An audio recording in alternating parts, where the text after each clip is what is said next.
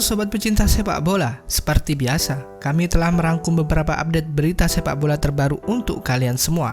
Jadi silakan tonton video ini dan selamat menyaksikan. Olivier Giroud merasakan perasaan campur aduk setelah dicegah untuk berpaling klub pada bursa transfer musim dingin lalu. Seperti diketahui, pemain internasional Prancis tersebut ditaksir klub-klub ambisius seperti Lazio, Tottenham Hotspur, dan Inter Milan. Namun, manajer Frank Lampard pada akhirnya tak membiarkan Giroud pindah klub. Situasi ini membuat sang bomber sempat frustrasi tapi juga bersyukur. Bersyukur karena apa? Giroud jadi lebih bisa fokus pada penampilannya untuk The Blues di sisa musim ini. Dia sempat kecewa karena dia berharap untuk angkat kaki. Akan tetapi, dia juga menemukan kembali antusiasmenya di tengah ketidakjelasan mengenai isu bursa transfer. Ungkap saudara Giroud, yakni Romain, kepada L'Equipe. Menurut laporan dari L'Equipe, Neymar Junior begitu murka setelah dicoret dari skuad PSG saat mengalahkan Lyon 6-1 di perempat final Piala Prancis pada 12 Februari 2020 lalu. Setelah laga tersebut, Tuchel mengatakan bahwa Neymar absen karena masih melanjutkan perawatan cedera tulang rusuk yang diderita sebelumnya dan belum pasti bisa dimainkan saat melawat ke markas Dortmund.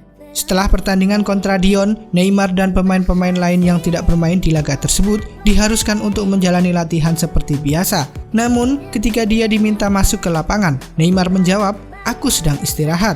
Pada akhirnya, Neymar memang bermain penuh saat PSG dikalahkan Dortmund 1-2. Namun setelah laga, Neymar menyalahkan Tuchel karena memarkirnya di sejumlah pertandingan.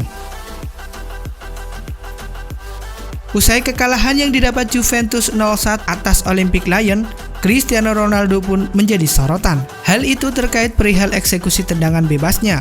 Ya, dalam 38 free kick terakhir yang dieksekusinya, tendangan CR7 tidak ada yang menjadi gol. Pun ketika melawan Lyon, Ronaldo mendapat kesempatan menendang free kick di akhir babak pertama. Namun sayangnya hanya membentur pagar betis. Dilansir dari berbagai sumber, 38 terakhir free kick Cristiano Ronaldo berakhir dengan 24 tendangan membentur pagar betis.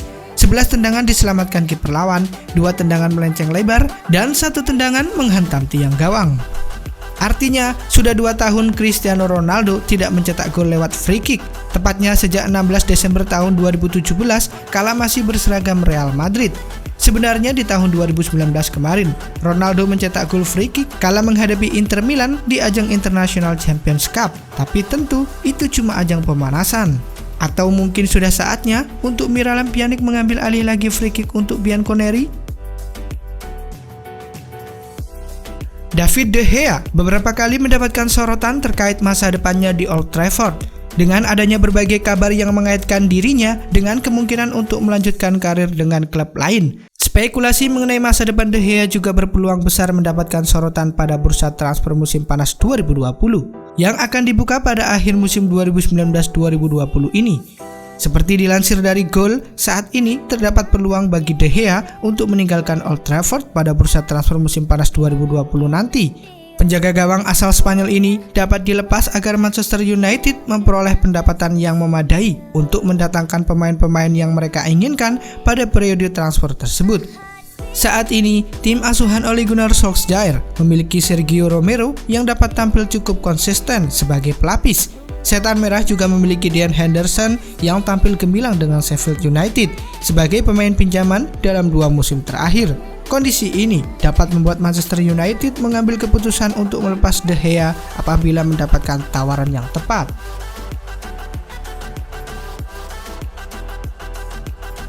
Bertandang ke Helamco Arena, pada leg kedua babak 32 besar Liga Eropa, AS Roma membawa bekal keunggulan 1-0.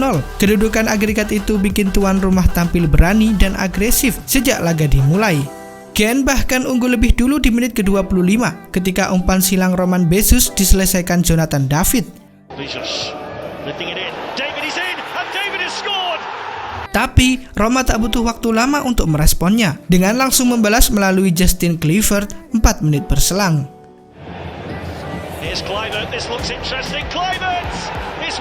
AS Roma semakin terdesak di babak kedua, akan tetapi mereka bisa membendung serangan dari Gen.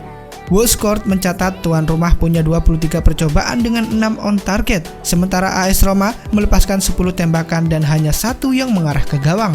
Sementara hasil imbang 1-1 ini sudah cukup buat AS Roma untuk lolos ke babak berikutnya. Giallorossi menang agregat 2-1 atas Genk, dan mereka selanjutnya menanti hasil undian babak 16 besar yang akan digelar pada Jumat 28 Februari nanti. Laga dramatis tercipta di Emirates Stadium saat Arsenal menjamu Olympiakos. Melewati 120 menit, Olympiakos akhirnya lolos ke 16 besar Liga Eropa usai menang 2-1. Pada leg kedua 32 besar, Arsenal yang unggul agregat 1-0 di leg pertama dipaksa melakoni perpanjangan waktu 2 kali 15 menit. Olympiakos mencetak gol di babak kedua lewat Pape Cisse. Di masa extra time, sebenarnya Arsenal berhasil menyamakan skor lewat gol bicycle kick fantastis dari Pierre-Emerick Aubameyang di menit ke-113.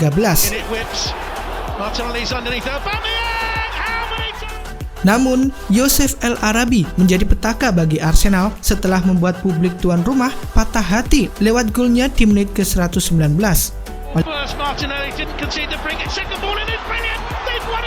Olympiakos pun menang 2-1 dan mereka berhak lolos dengan unggul agregat gol tandang yakni 2-2. Inter Milan lolos ke babak 16 besar Liga Eropa. Nerazzurri melaju mantap usai menang 2-1 atas Ludogorets di leg kedua babak 32 besar.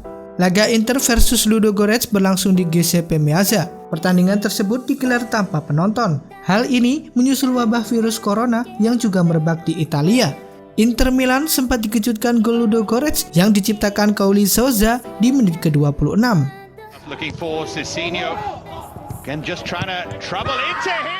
Namun, Inter Milan kemudian membalikkan keadaan lewat gol dari Cristiano Birahim di menit ke-31.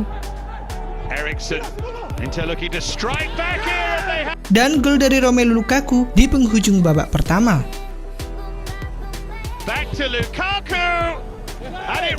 Dengan hasil ini, Inter lolos ke babak 16 besar dengan keunggulan agregat 4-1.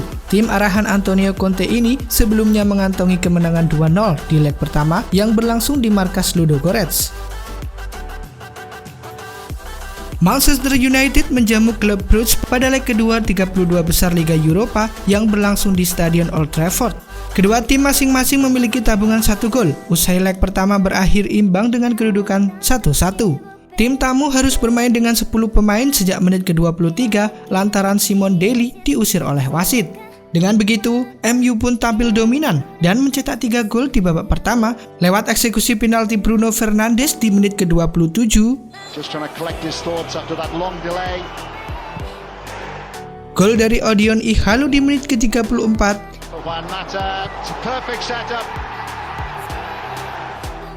dan gol Scott McTominay di menit ke-41 yang menutup babak pertama dengan skor 3-0.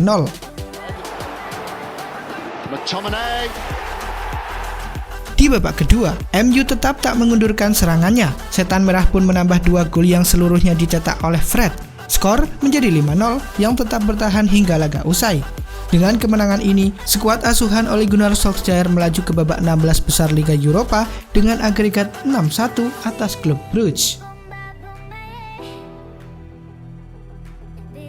Ajax Amsterdam memetik kemenangan 2-1 saat menjamu Getafe dalam duel leg kedua babak 32 besar Liga Eropa yang berlangsung di Johan Cruyff Arena pada Jumat 28 Februari dini hari waktu Indonesia Barat.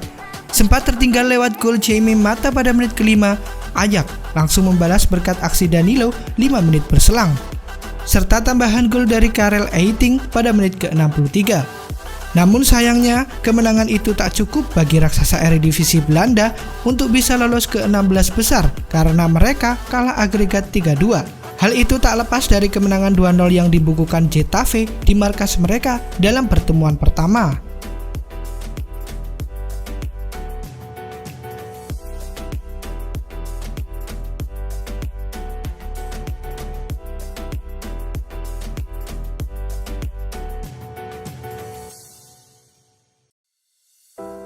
Oke sobat pecinta sepak bola, itulah tadi beberapa update berita sepak bola terbaru.